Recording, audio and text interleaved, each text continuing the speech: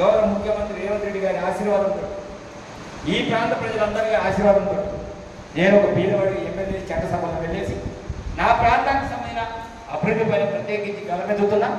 తప్పకుండా నా లక్ష్యం ఒకటే, పేదవాడు కన్నీళ్లు కార్చద్దు.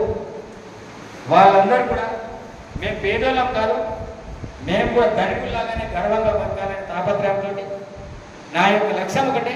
చాలామంది ఇప్పుడు కూడా చందాల కోసం ఏమని వస్తారు, నవరాత్రులు ఉన్నాయి సార్, బతుకమ్మ పెడుతున్నాం సార్, లేకపోతే దుర్గాదేవి సార్, చందాలు కావాలి సార్, మాకు డీజే కావాలని వస్తున్నాను.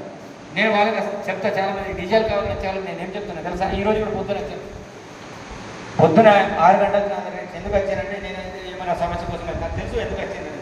కానీ వాళ్ళు అడిగితే ఏం కావాలమ్మా అంటే సార్ మాకు డీజే కావాలని వచ్చింది.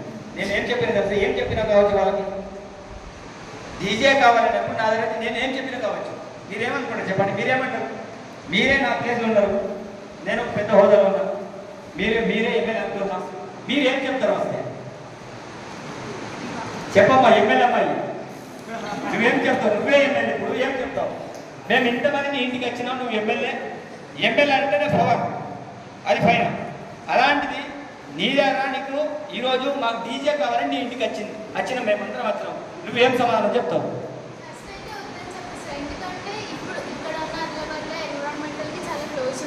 సో డీజే సౌండ్స్ వల్ల చాలా బర్డ్స్ అవన్నీ చనిపోతాయి.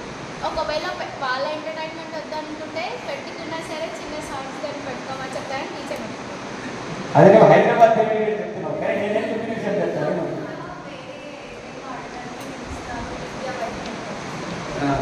అది నేనేం చెప్పానంటే ఒక మనిషికి ప్రాథమిక అవసరాలు అనేది ఇంపార్టెంట్. ఏంటి ప్రాథమిక అవసరాలు చెప్పండి, మీరే చెప్పండి. ఉండడానికి ఇల్లు, తినడానికి తిండి,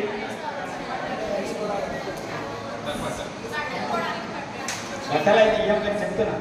ఉండడానికి ఇల్లు, తినడానికి తిండి, తాగడానికి నీళ్లు, వెళ్ళడానికి రోడ్డు, ఇవి ప్రధానమైన అంశాలు. కాబట్టి నా దగ్గర వచ్చే వాళ్ళకి ఏమంటా, సరే డీజే ఇస్తా, ఇల్లు కావాలా డీజే కావాలని అడుగుతారు చాలామంది మాకు కమ్యూనిటీ హాల్ కావాలని అడుగుతారు. మీకు కమ్యూనిటీ హాల్ కావాలా ఇల్లు కావాలని అడుగుతారు. అప్పుడు వాళ్ళు డిప్రెస్లో పడతారు.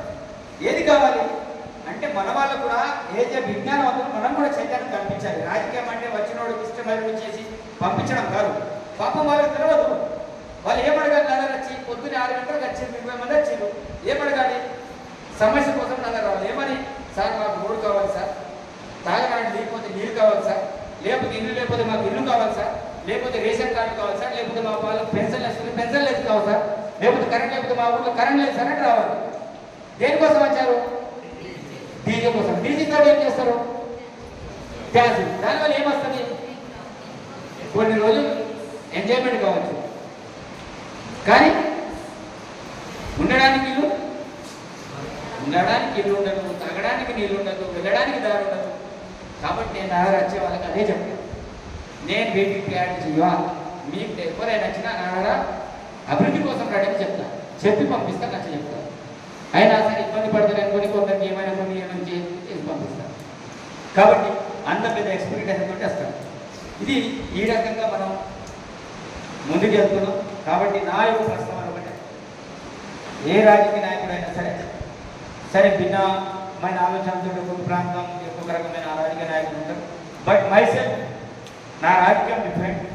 తప్పకుండా పేదవాళ్ళలాగానే కామన్గా ఉండాలనుకుంటున్నా, పేదవాళ్ళతో కలిసి ఉండాలనుకుంటున్నా. ఇంకా భవిష్యత్తులో కూడా ప్రజల సేవలు ఏవైతే ఉంటారో, పేదవాళ్ళు ఎవరైతే ఉంటారో వాళ్ళని కాన్సన్ట్రేట్ చేసుకొని వీలైతే అందరినీ కూర్చోబెట్టి వాళ్ళ ద్వారా అతనికి ఇప్పించేటట్టు ఏదైనా ప్రభుత్వ స్కీమ్ ఫస్ట్ ఎవరైతే లేనోడైతే ఉన్నారు, తర్వాత మిగతా వాళ్ళు, ఆ కాన్సెప్ట్తో నేను ముందుకెళ్తున్నాను. కాబట్టి భవిష్యత్తులో కూడా నా లక్ష్యం ఒకటే, పేదవాళ్ళ పక్షాన్ని ఉండడం, వాళ్ళ కోసమే కొట్టడం, వాళ్ళ కోసమే నా యొక్క కలగట్టడం. అసెంబ్లీలు కూడా నా ప్రధానమైన ఉద్దేశం ఒకటే, విద్యాపరంగా, వైద్యపరంగా, ఈ ప్రాంత రోడ్ల పరంగా ఏమైనా సరే ఈ ప్రాంతంలో సమస్యలు కూడా గలగట్టడం నాకు ప్రధానమైన లక్ష్యం. కాబట్టి ఇది నా యొక్క రాజకీయ నేపథ్యం.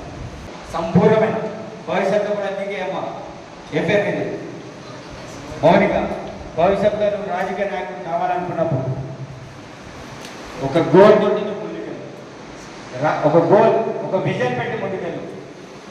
ఏం చేస్తే రాజకీయ నాయకుడు అంటాడు అనేది చాలా ప్రీ ప్లాన్డ్గా ఏం చేయాలనుకోని. కానీ దానికోసం కాదు, నువ్వు అప్పుడు చెప్పిన నెమ్మది మమ్మల్ని అంత రాజులు వాళ్ళు మంచిగా ఇటు పోయేదనే కాన్సెప్ట్ కాకుండా రాజకీయ నాయకుడు అనేవాడు తప్పకుండా సేవ చేయడానికి, పేదవాళ్ళకి చేయడానికి, పేదవాళ్ళ పక్షాన పోరాటం చేయాలి, గరీబుల కోసం ఆలోచన చేయాలి. ఆకర్షణ నాకు వైపు వచ్చింది. బట్ చాలా రకాలు ఉన్నాయి కాబట్టి ఇది నా రాజకీయ నేపథ్యం, నా కుటుంబ నేపథ్యం, నా భార్య గవర్నమెంట్ టీచర్, ఆమెకున్నాం 28,000 జాబ్ వచ్చింది.